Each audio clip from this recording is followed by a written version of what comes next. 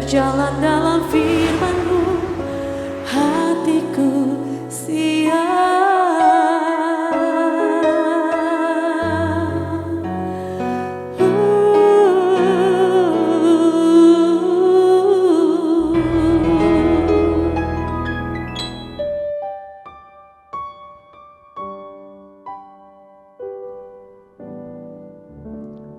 Salam, God Lover. Tuhan Yesus berkata kepada kita, marilah kepadaku semua yang letih lesu dan berbeban berat, aku akan memberi kelegaan kepadamu. Tuhan tahu betul dalam perjalanan hidup kita, seringkali kita mengalami situasi yang membuat kita sangat berbeban berat, membuat kita sangat tertekan, karena kita harus berjuang melewati berbagai tantangan dunia ini, tidak selalu mudah perjalanannya. Dia tahu betul keadaannya, makanya dia mengundang kita. Kalau saat ini Bapak Ibu Saudara sedang berbeban berat, sedang mengalami situasi yang sulit, sedang tertekan jiwamu, datang kepada Tuhan. Langkah yang terbaik, mari hampiri tahta kasih karunia Tuhan. Hadiratnya akan memberi kita ketenangan, memberi kita kelegaan, dan percaya ada pertolongan yang akan Tuhan berikan. Kita bersatu dalam doa. Bapa di surga, kami ucap syukur karena Tuhan Yesus sudah mengundang kami senantiasa untuk datang kepadanya. Engkau tahu bahwa dalam perjalanan hidup kami tidak selalu mudah. Ada beban berat, ada perasaan tertekan, jiwa kami letih dan lesu. Tetapi kami percaya Bapa, ketika saat ini kami menghampiri Engkau, hadirat Tuhan akan memberi kami ketenangan, memberi kami kelegaan. Engkau akan memberi kami kekuatan yang kami butuhkan, memberi kami pertolongan, sehingga kami bisa melewati dengan kemenangan karena Tuhan yang bekerja di dalamnya. Terima kasih Bapa di surga, biarlah nama-Mu dipuji dan dimuliakan melalui program ini. Dan kami semua juga dengan sukacita bisa memuji, menyembah Engkau. Terpuji nama-Mu dalam nama Tuhan Yesus. Amin. Terima kasih Tuhan.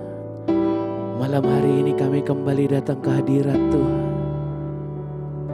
Apapun Tuhan, musim yang akan kami lewati di depan, kami percaya penyertaan Tuhan selalu nyata dalam hidup kami. Sebab Kau layak ditinggikan Tuhan. Musim akan selalu berganti, kasih Tuhan tetap abadi, tak akan berubah sampai selamanya. Ku tetap percaya, ku yakin Tuhan memberkati, ku yakin Tuhan melindungi. Burung di udara Tuhan pelihara, karena kasih-Nya Tuhan selalu menolongku, selalu menjagaku. Sehelai di rambutku tak akan terjatuh tanpa seizin-Mu. Tuhan selalu menolongku, selalu menjagaku. Dia mengenyangkanku dan peliharaku seumur hidup. Tuhan selalu menolong, Tuhan selalu menolongku,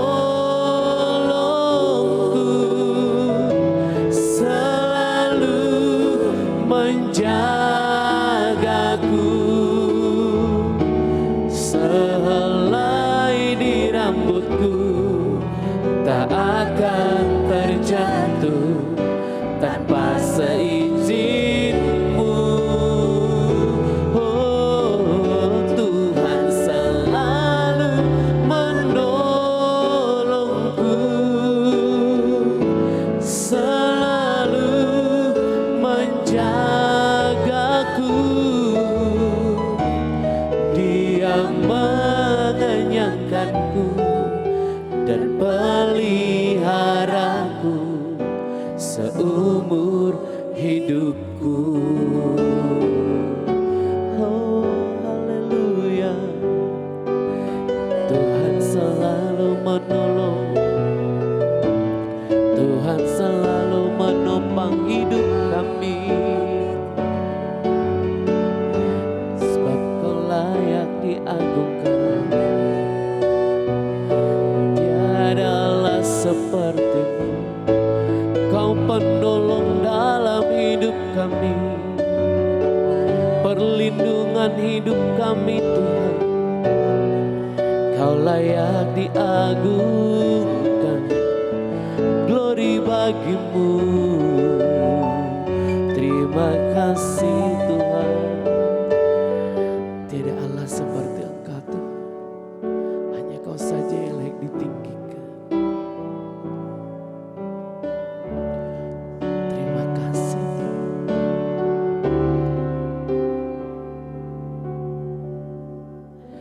Siapakah aku ini Tuhan? Jadi biji mata-Mu. Dengan apa kan ku balas Tuhan, selain puji dan sembahkan. Siapakah kami Tuhan? Siapakah aku ini Tuhan?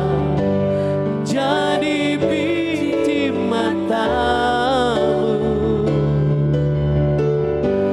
Dengan apa kan ku balas Tuhan, selain puji dan sembahkan.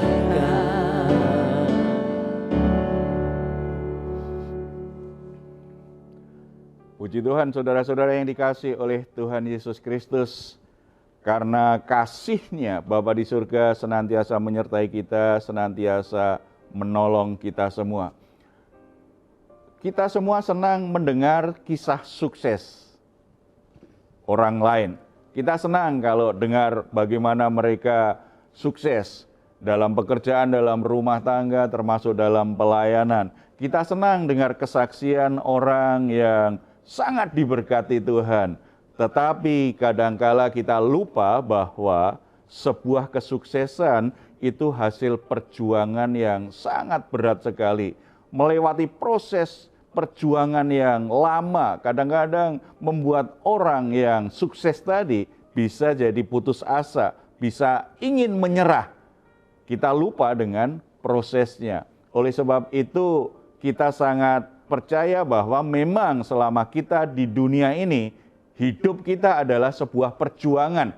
Apalagi menjadi orang Kristen, mengikut Tuhan Yesus, itu adalah sebuah perjuangan. Karena kita sedang berjalan di dunia yang menentang akan iman kita, yang menentang apa yang diajarkan oleh Yesus Kristus. Bahkan dunia yang berusaha untuk menghalang-halangi nama Yesus Kristus dikenal dan dipercaya oleh banyak orang. Perjuangan yang tidak mudah. Oleh sebab itu kita akan sharing bagaimana kita sebagai orang Kristen semestinya memang harus berjuang, tetapi kita harus waspada dengan jebakan-jebakan yang salah tadi. Kita akan dengar sebuah kesaksian mungkin atau cerita yang pernah didengar bagaimana orang harus berjuang di dalam Tuhan.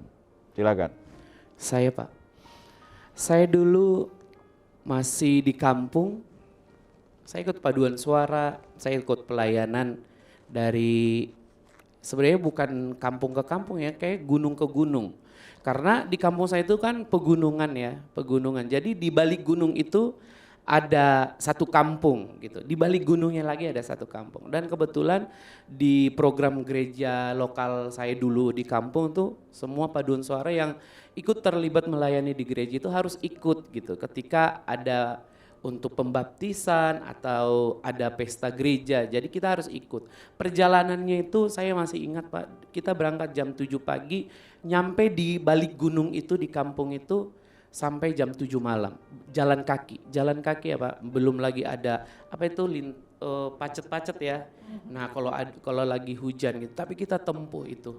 Nah, ada satu titik dulu saya tuh, aduh jangan deh saya nggak ikut dulu gitu.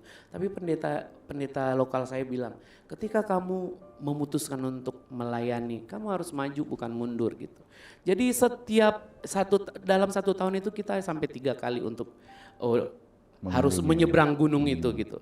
Dan puji Tuhan dengan adanya itu saya semakin diteguhkan ya, ternyata pelayan itu bukan seperti orang yang kita lihat, oh enak ya di mimbar, enak ya melayani tinggal nyanyi, tinggal apa. Ternyata saya pernah ngalamin itu dan puji Tuhan itu jadi bekal saya sampai hari ini gitu sih Pak. Ya, asik ya. Sebenarnya pelayanan tantangan-tantangan itu yang menggairahkan hati untuk melayani Tuhan. Itu luar biasa pengalaman seperti itu.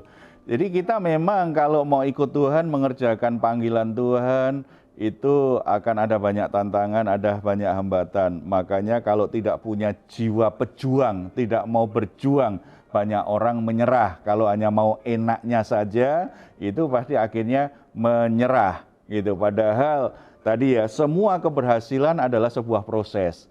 Ada di dalamnya yang namanya perjuangan. Kalau kita berjuang memenuhi kehendak Tuhan, kita tahu itu melampaui kekuatan manusiawi kita, melampaui kemampuan diri kita yang alami. Kita membutuhkan kekuatan yang dari Tuhan supaya kita berhasil mewujudkan apa yang Tuhan inginkan. Kekuatan kita, pengalaman kita, cara berpikir kita terbukti tidak selalu bisa menolong ketika kita menghadapi masalah. Kita membutuhkan kekuatan yang dari Tuhan. Tapi Pak, kalau misalkan tadi nih dengar cerita dari Kak Manik gitu, terus berjuang, terus melakukan dari gunung ke gunung gitu ya. Sebenarnya gimana kita bisa terus tekun dalam perjalanan itu hingga akhirnya kita bisa dapat nih kekuatan dari Tuhan? Ya, fokusnya ya yang memang harus benar ya. Kalau kita melayani, tidak hanya melayani sebenarnya, kita bekerja biasa aja lah ya. Kalau fokusnya kita langsung ingin dapat hasilnya, dapat keuntungannya, dapat enaknya, itu membuat orang biasanya ketika menghadapi situasi sulit mudah menyerah. Berpikir, ini bukan untuk aku ini, bukan untuk aku. Tidak, kita harus punya fokus yang benar, punya sikap yang benar di dalam menjalaninya, supaya kita terus bisa berjuang ya. Kita terus daya juang kita itu tidak pernah padam, situasi dan masalah apapun yang kita hadapi. Mari kita membuka 1 Timotius pasal 1 ayat 18 sampai 20. Tugas ini kuberikan kepadamu Timotius anakku sesuai dengan apa yang telah dinubuatkan tentang dirimu, supaya dikuatkan oleh nubuat itu engkau memperjuangkan perjuangan yang baik dengan iman dan hati nurani yang murni. Beberapa orang telah menolak hati nuraninya yang murni itu, dan karena itu kandaslah iman mereka. Di antaranya Himenius dan Alexander yang telah kuserahkan kepada iblis supaya jera mereka menghujat. Ada 2 poin yang ditekankan oleh Paulus kepada anak rohaninya.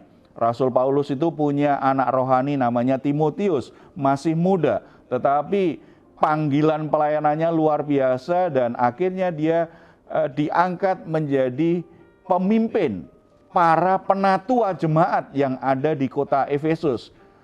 Sebagai orang yang lebih muda, dia harus memimpin penatua yang lain. Budaya saat ini aja juga ada kan, orang-orang tertentu yang merasa lebih senior biasanya kurang nyaman kalau dipimpin yang junior. Berarti ada tantangan tersendiri dari sisi intern kepemimpinan rohaninya. Belum lagi tantangan jemaat baru yang harus dilayani. Mereka masih muda secara iman, tantangannya banyak. Belum lagi ada kelompok-kelompok masyarakat yang membenci kekristenan, yang menolak pemberitaan Injil. Tantangannya sangat banyak sekali. Nah, kalau Timotius tidak diberi penguatan, tidak diberi motivasi oleh bapak rohaninya yaitu Paulus, mungkin dia hampir menyerah tentang hal itu. Kalau ketemu dengan Paulus cerita, Timotius sering nangis karena memang ini berat sekali apa yang dia harus lakukan untuk bisa bertahan melewati panggilan pelayanan itu. Dari ayat yang kita baca tadi ada 2 poin penting yang disampaikan oleh Paulus supaya Timotius terus berjuang dengan memiliki 2 hal. Yang pertama, memiliki iman. Di situ Paulus kan berkata, engkau memperjuangkan perjuangan yang baik dengan iman. Dengan iman. Mengapa dengan iman? Iman adalah dasar segala sesuatu yang kita harapkan. Iman adalah dasar hidup kita. Karena kita menyadari bahwa untuk bisa bertahan menjadi orang Kristen, berhasil menggenapi rencana Tuhan, kita tidak sanggup. Makanya harus dasarnya iman. Kalau dasarnya adalah kepandian kita, ada banyak jalan buntu. Kita nggak bisa menyelesaikan masalah. Ada banyak kelemahan sisi diri kita. Kita bisa jatuh dalam pencobaan. Ada kalanya jiwa kita, hati kita tidak cukup kuat. Sehingga kita bisa menyerah juga. Atau ada kalanya ada tekanan yang begitu berat dari kelompok tertentu, dari orang tertentu. Akhirnya kita mungkin bisa kompromi dengan dosa. Kita mengkompromikan kebenaran supaya tidak ditolak oleh orang. Sangat berat, belum lagi tantangan-tantangan yang sifatnya jasmani. Pasti itu juga sangat berat. Makanya Paulus berkata, berjuanglah dengan imanmu. Berjuanglah berdasarkan imanmu. Landaskan semua perjuanganmu itu karena engkau percaya bahwa Yesus Kristus adalah Tuhan dan Juru Selamatmu. Dia sudah menebusmu, sudah membelimu, membayarmu, lunas terbayar. Engkau diposisikan sebagai orang-orang yang lebih dari pemenang. Engkau diposisikan sebagai anak-anak Allah yang akan dibela oleh Bapa di surga. Iman yang seperti itu akan membuat kita teguh, membuat kita kuat. Dan ketika kita ketakutan, akhirnya pengharapan itu, kekuatan hati itu muncul lagi. Karena kita tetap percaya bahwa Yesus Kristus tidak pernah meninggalkan saya. Tuhan tidak pernah meninggalkan saya.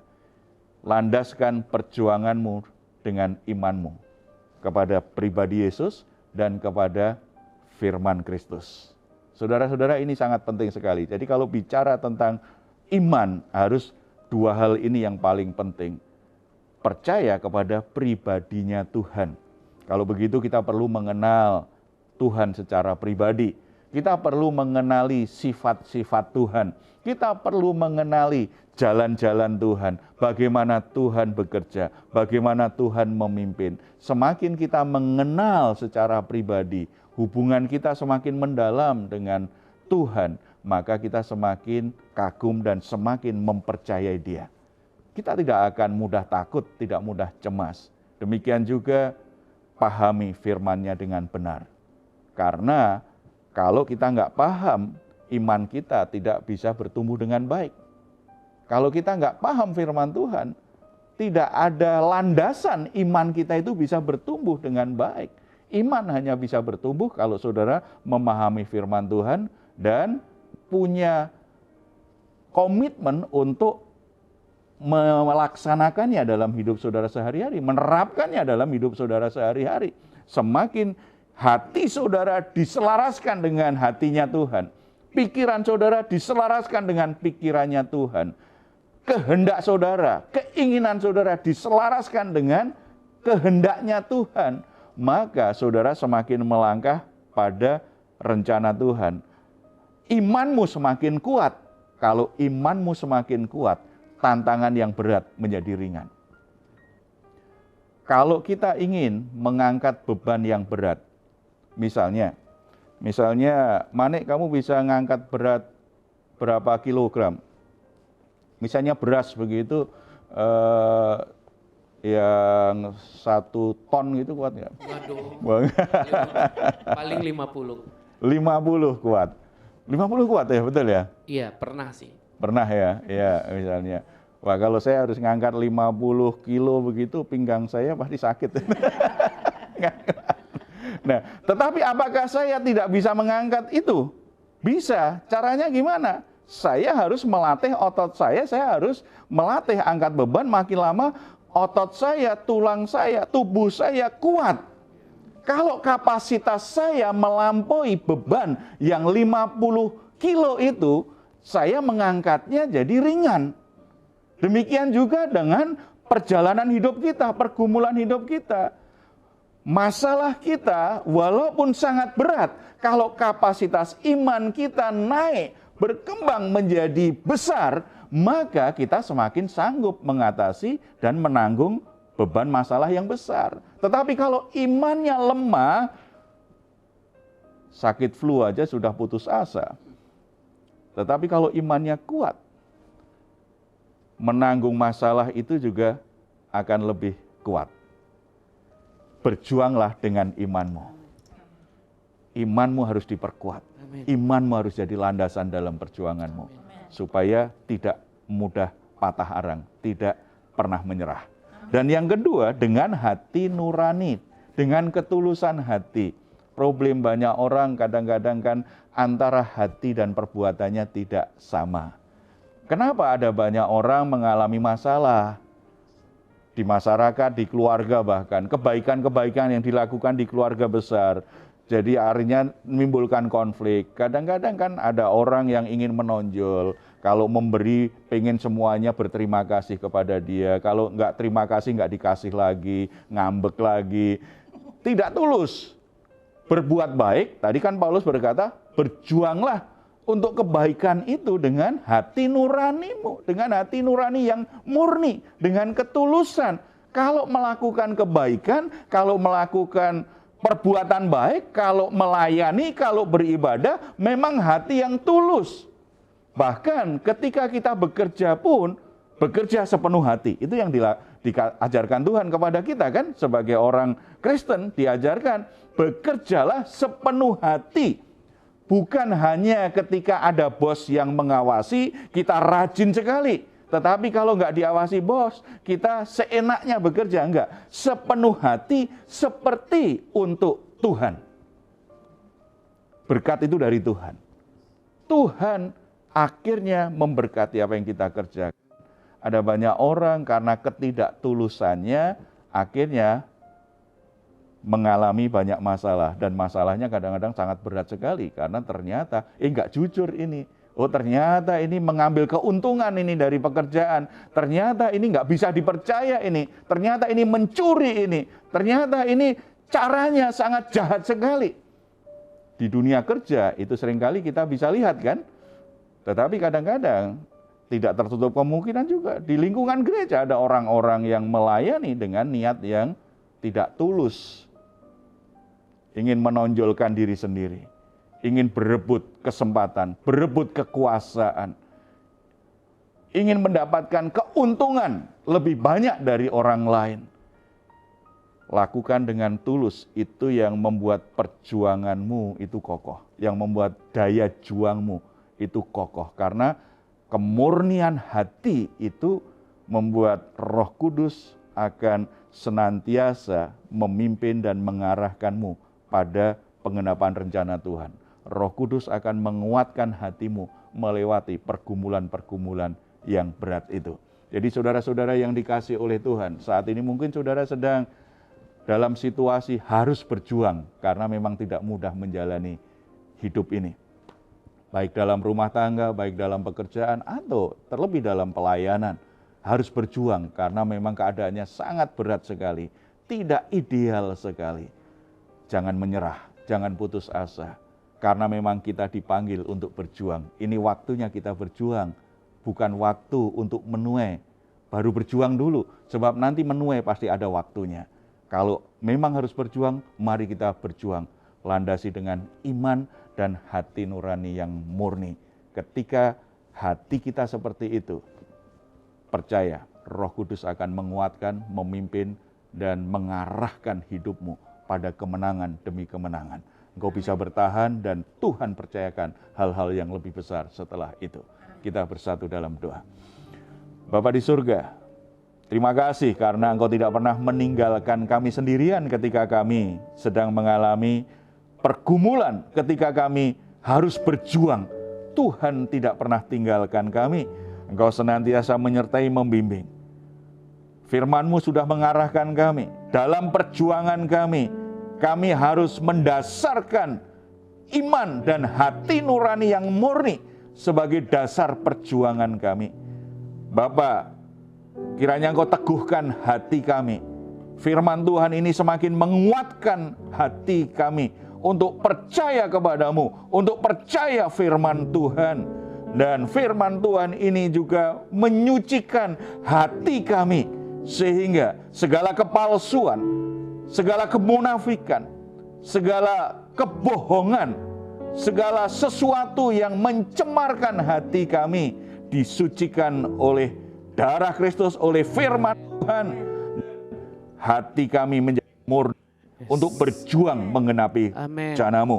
Kami sangat percaya janji-Mu ketika kami berjuang hati nurani yang murni dengan landasan iman kepadamu sesuai firman-Mu, maka kami akan bisa bertahan melewati semua tantangan, semua peperangan kehidupan ini, dan kami akan berkemenangan di dalam Yesus Kristus. Bapa di surga, Engkau menilik anak-anak-Mu yang sedang terbaring sakit saat ini, baik di rumah sakit maupun di rumah. Mungkin mereka sedang putus asa, kehilangan semangat karena penyakit yang sekian lama belum sembuh. Tetapi hari ini kiranya firman-Mu meneguhkan hati mereka untuk sungguh-sungguh percaya dan berharap kepada Tuhan. Engkau mengulurkan tangan-Mu Bapa, sembuhkan yang sakit dalam nama Tuhan Yesus Kristus. Bagi yang sedang berjuang merintis usaha, situasinya mungkin sangat sulit dan mereka hampir menyerah.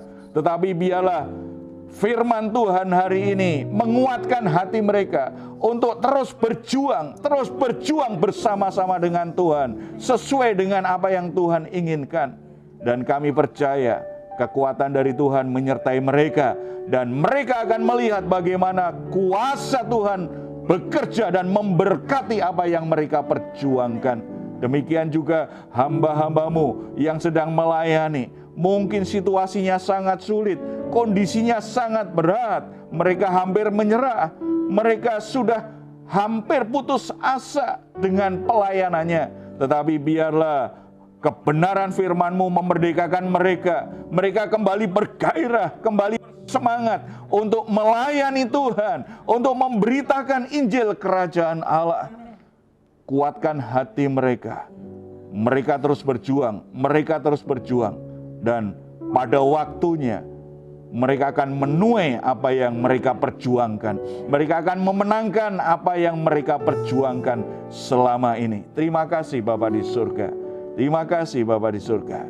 Kami bersyukur untuk situasi dan kondisi yang semakin baik yang boleh kami nikmati saat ini Bapa. Terima kasih untuk karya Tuhan yang ajaib, yang menolong para pemimpin bangsa kami untuk bisa menyelesaikan berbagai permasalahan yang terjadi.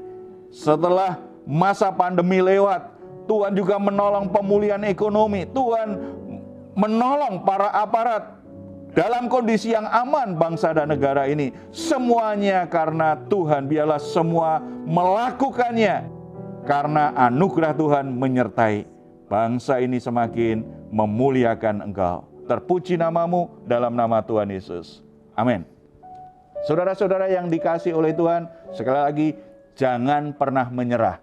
Perjuangan apapun yang saudara harus hadapi, bersama Tuhan saudara akan sanggup untuk bertahan, bahkan akan berkemenangan. Amin. Saudara-saudara, kalau memiliki pergumulan dan permasalahan, situasi apapun yang membutuhkan dukungan doa, Silahkan menuliskan di nomor telepon yang tertera di layar saudara. Tim doa kami akan mendukung saudara dalam doa. Kami percaya dan kami sungguh-sungguh berharap anugerah Tuhan memberi saudara pertolongan yang terbaik. Kalau saudara ingin memberikan komentar, silahkan menuliskannya di ruang komentar yang ada di channel Diaspora TV. Kami tunggu. Mazmur 4 ayat 8 sampai 9. Engkau telah memberikan sukacita kepadaku lebih banyak daripada mereka ketika mereka kelimpahan gandum dan anggur. Dengan tentram aku mau membaringkan diri, lalu segera tidur. Sebab hanya Engkaulah ya Tuhan yang membiarkan aku diam dengan aman. Puji Tuhan, selamat malam, selamat beristirahat. Tuhan Yesus memberkati kita semuanya. Salam. Siapakah aku ini, Tuhan? Jadi biji matamu. Dengan apakah ku balas Tuhan selain